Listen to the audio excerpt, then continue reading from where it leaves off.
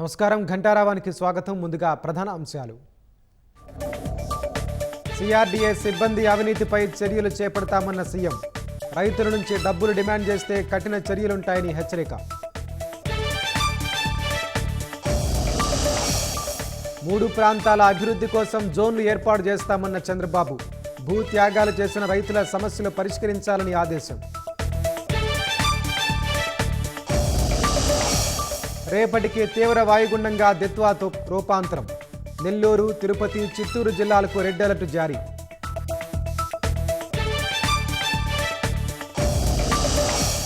కర్ణాటకలో నాయకత్వ మార్పు ప్రచారానికి చెక్.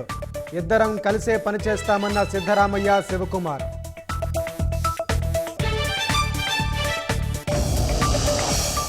థాయిలాండ్లో అపార నష్టాన్ని మిగిల్చిన వరదలు. 162కు చేరిన మృతుల సంఖ్య. కొనసాగుతున్న సహాయక చర్యలు.